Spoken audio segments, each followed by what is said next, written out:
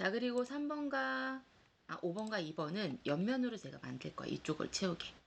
그래서 탑뷰에서 봤을 때는 이렇게 생기는 거겠죠. 자, 그럼 2번과 5번을 선택을 하고 기본적으로 얘네들은 회전을 시켜야 되겠죠. 그래서 로테이션을 해서 회전을 시키는데 굳이 XYZ 쓰지 않고 오리엔테이션을 갖고 작업을 하겠습니다.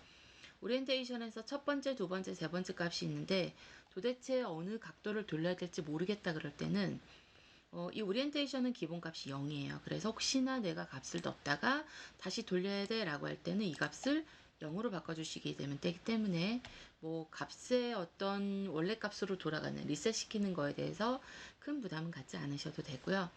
그래서 첫 번째 값이 맞는지 두 번째 값이 옳은지를 돌려보면서 확인을 하시면 돼요.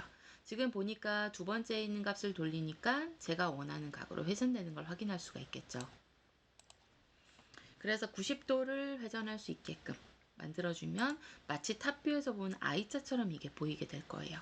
자, 그리고 나서는 위치를 각각 왼쪽으로 200, 오른쪽으로 200 이런 식으로 이동을 시켜야 되기 때문에 P 눌러서 포지션 속성 열어주시고 옆으로 움직이는 건 X축이죠.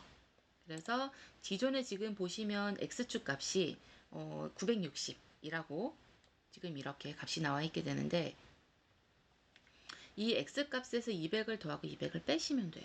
그래서 960을 760으로 만들어 주시면 되고요.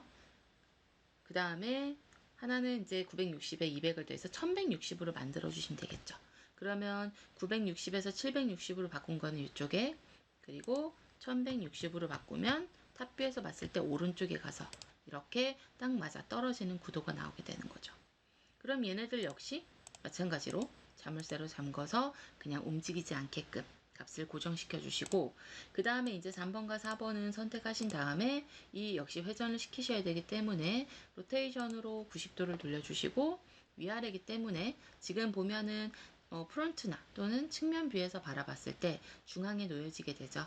얘네 역시 포지션으로 Y값으로 하나는 340, 하나는 740으로 바꿔주시게 되면은 이렇게 화면이 이 6개의 면이 다 만나게 되죠.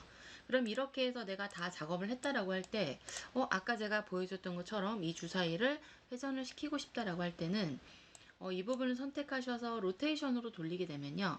어떻게 되면 각각 돌게 돼요. 그래서 엉망이 돼버리는 거죠. 각각의 면들이. 그래서 보통 이런 작업을 해주실 때는 얘네들을 널이라는 빈술에 실어주는 거죠. 마우스 오른쪽 U에서 널, 또는 메뉴를 치면 메뉴 레이어에서 U에 있는 널 오브젝트를 해주시면 되고요. 자, 널 오브젝트에다가 3D를 실을 건데 3D는 3D끼리 절대 2D가 3D 영역에 그러니까 포함될 일은 없어요. 그렇기 때문에 3D라는 오브젝트를 담아서 움직일 거면 당연히 이 널 오브젝트 역시 3D로 체크가 되어 있어야 되고요. 그리고 6개의 이미지를 널에다가 실어주죠.